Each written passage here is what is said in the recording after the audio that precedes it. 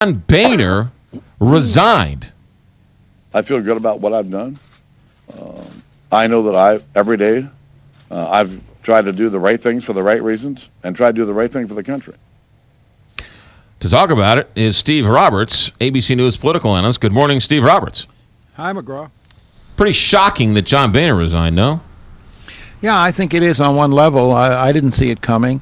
He says that he was going to resign anyway at the end of the year. He says that he even contemplated resigning last year.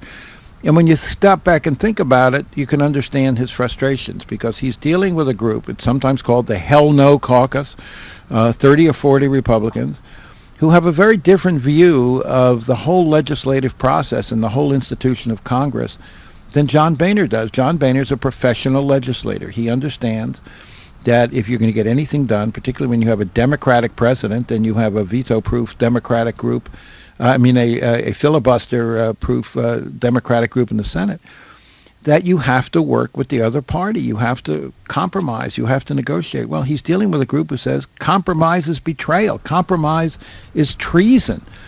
And that's why Boehner yesterday on television called his own Republican base false prophets who were, in his views, absolutely unrealistic about what can be accomplished. But they continued to criticize Boehner and, by the way, the Senate leader, Mitch McConnell, because they're not delivering a pure conservative program. Well, that's not the way the American system works. And it particularly doesn't work that way when you have a president of the other party. And I think the frustration in Boehner just built and built and built, and he finally threw up his hands and said, I can't and won't do this anymore. It seems like, Steve Roberts, that this war that's been festering underneath the surface is now out and out public war, and this is a war for the soul of the party, it seems like. I agree with you. I mean, listen to some Republican members of Congress talking about their own colleagues. Peter King of New York says Boehner's ouster is a victory for the crazies.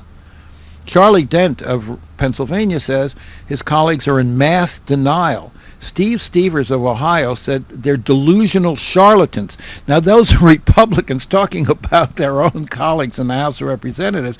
And you have Boehner saying they're false prophets. So, yes, it's open warfare, and it's warfare between a group that says we have been elected to enact a pure program and we can't bend, we can't compromise, we can't negotiate with anybody, versus others who say the essence of democracy and the essence of the legislative process is that you have to negotiate and you have to come to some common ground. It's a very basic difference in philosophy. And by the way, to some extent, McGraw, you're seeing this in the Republican presidential race as well, with hardcore conservatives like Ted Cruz, who basically taking the same attitude that unless you are 100% down the line orthodox conservative, you're a heretic. All right, so how do they coalesce behind one Speaker of the House if you have this open warfare?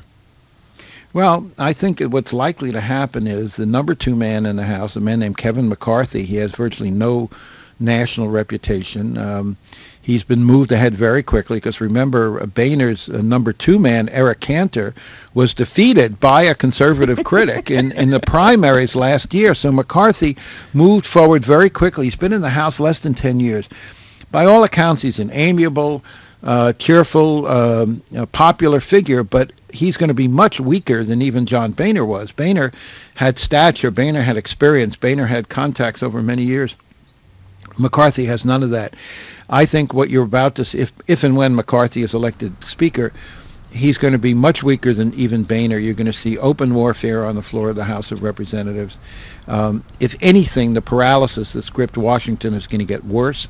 And a lot of Republicans think this is disaster. I mean, Boehner yesterday on TV talking about, for instance, the strategy that the conservatives followed in 2013 of shutting down the government, thinking that would force some kind of repeal of Obamacare.